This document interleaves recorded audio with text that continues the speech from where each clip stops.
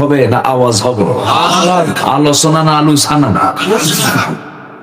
সম্মানিত বন্ধুগণ, আমরা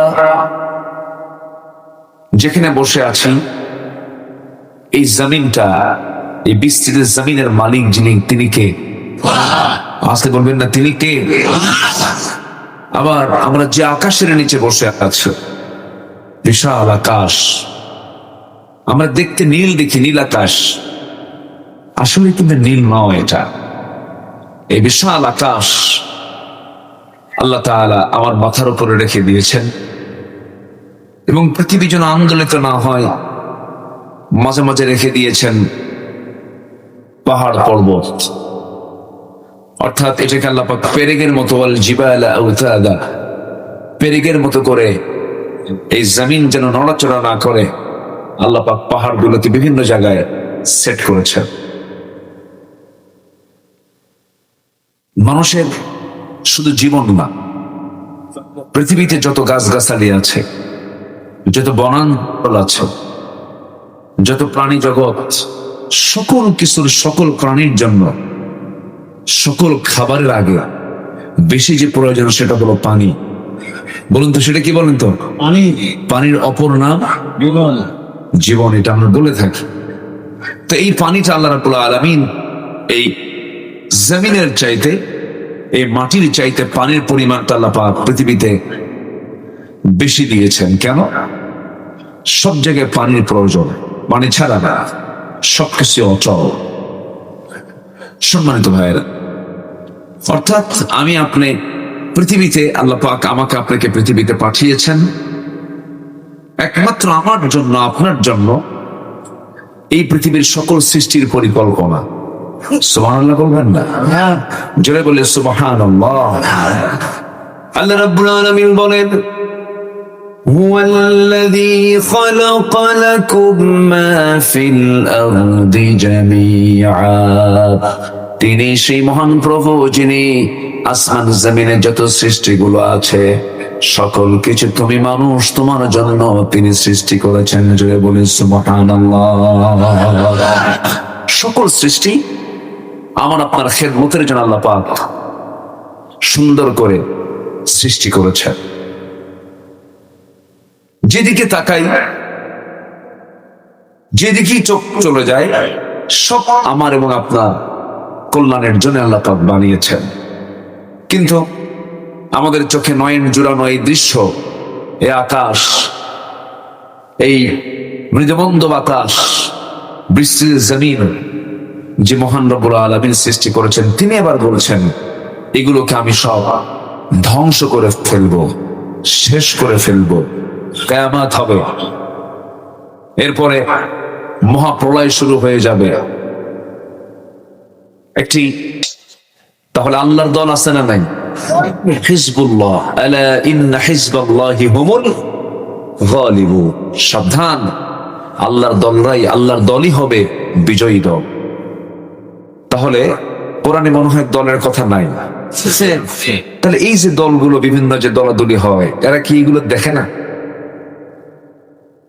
আবার আমাদেরকে মঞ্চে যখন মানে পৌঁছানো হয়, তার আগ দিয়ে আমাদের আবার উল্টা ওয়াজ করা হয়। কিছু কিছু হুজুর এমন ওয়াজ করবেন যেন সবাই খুশি হয়। আচ্ছা, আমাদের ওয়াজে যদি সবাই খুশি হয়, সেটা কি ওয়াজ হবে না আওয়াজ হবে?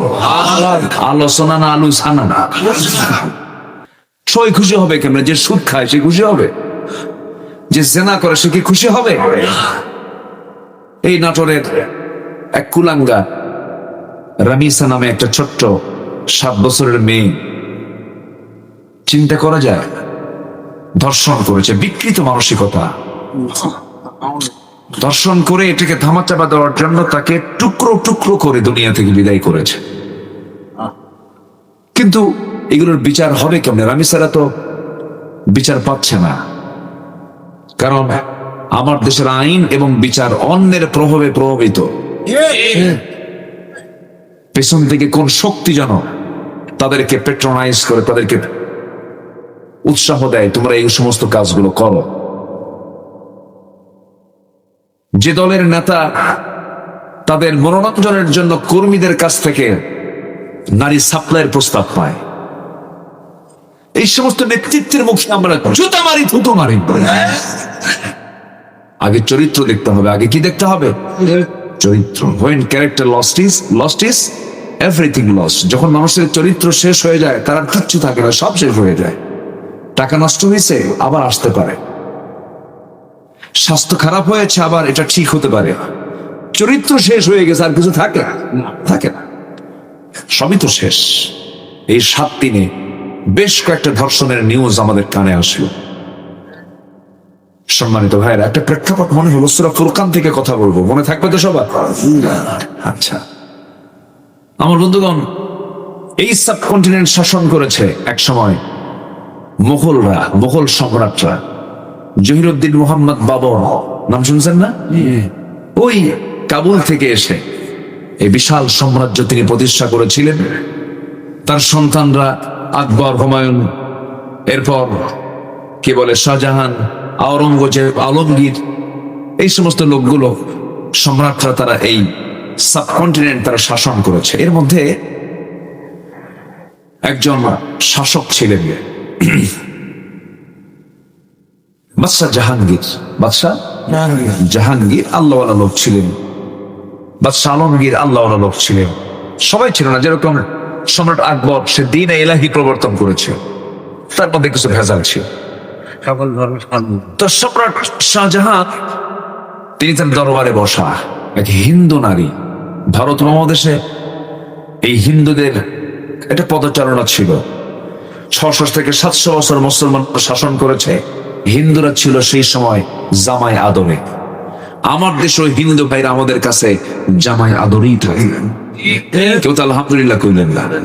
ভালো, সকল ধর্মের মানুষ নিরাপত্তা পাবে, শান্তি পাবে, এটাই তো হচ্ছে ইসলামের কনসেপ্ট। লাকুম দীনুকুম ওয়ালিয়া দীন, তোমার দিন তোমার কাছে, আমার দিন আমার কাছে, এটা নিয়ে কোনো গন্ডগোল থাকার কথা না। কিন্তু পৃথিবীর সবচাইতে সাম্প্রদায়িক দাঙ্গা সবচেয়ে বেশি হয়েছে যে দেশে, সেটা হচ্ছে আমাদের প্রতিবেশী দেশ। আমরা খুব ভাগ্যবান না? এত সাম্প্রদায়িক দাঙ্গা হয়েছে। 13,500 বার সাম্প্রদায়িক দাঙ্গা হয়েছে। ঐতিহাসিক বাবরি মসজিদকে ভেঙ্গে মাটির সঙ্গে মিশিয়ে দেওয়া হয়েছে। অনেক মসজিদের মাইক বন্ধ করে দেওয়া হয়েছে। আমার দেশও মাইক বন্ধ করার পক্ষেও কিছু লোক আছে, নাই? মাঝে মাঝে উকি মেরে তো ওঠে, ফাল মেরে ওঠে। এখনো কিছু কিছু স্কুলে মেয়েরা মুখে নেকাব করলে পরে, বোরকা এবং নেকাব করলে পরে তাদেরকে স্কুল থেকে বের করে দেওয়া হচ্ছে। এগুলো শিক্ষক নামের কলঙ্ক, এগুলো আছে না নাই? অথচ সম্রাট শাহজাহান, সম্রাট জাহাঙ্গীর, ওনার আমলে কি কোনো সমস্যা? না কেন? আচ্ছা, কি শেষ করে দেব? না না না, রাত হয়ে গেছে, শুনি তো হলো না, এটাই তো কথা। আপনি আলোচনা। জি, আমার দিকে তাক না।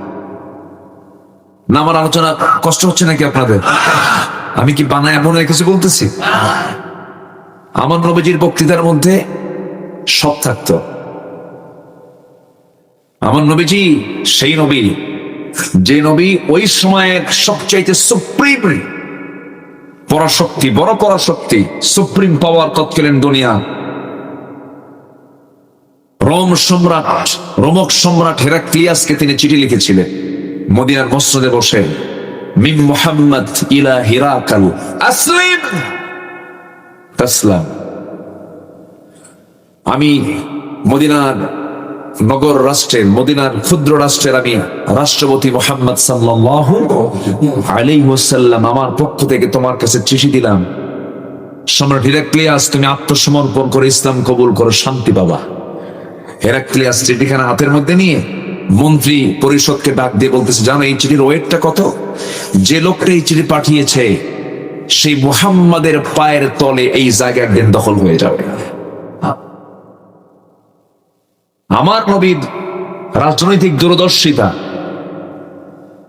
রাজনৈতিক কৌশল, গোটা বিশ্বজুড়ে ইসলাম প্রচার প্রসারে, গোটা পৃথিবীতে ইসলাম কায়েমের জন্য তার যে ভূমিকা ছিল, আমরা সেই নবীর উম্মত বলি আলহামদুলিল্লাহ। খালি ভাববো না নামাজ রোজা আর দান সদকা কয়েকটা মসজিদ মাদ্রাসা বানায় আমার জান্নাত পেয়ে যাবে, তাহলে জাহান্নামে যাওয়ার লোক খুঁজে পাওয়া যাবে না। জান্নাত পেতে হলে আমার নবীজির সুন্নাহর দিকে আসতে হবে। আপনি রাসূলকে খুব মহব্বত করেন, টুপি লাগান, আতর লাগান, মুখে সুন্দর দাড়ি লাগান, জুব্বা লাগান, সবকিছুই লাগান, রাসূলের মহব্বতে চোখের পানি ফেলে কাঁদবেন, কিন্তু রাসূল যে রাষ্ট্র গঠন করেছেন সেই রাষ্ট্র গঠনে রাসূলকে মানবেন না, আপনি উম্মত হতে পারেন নাই, আপনি ভণ্ড, আপনি প্রতারক হয়ে গেছেন। আছে না নাই? এরকম আছে না নাই?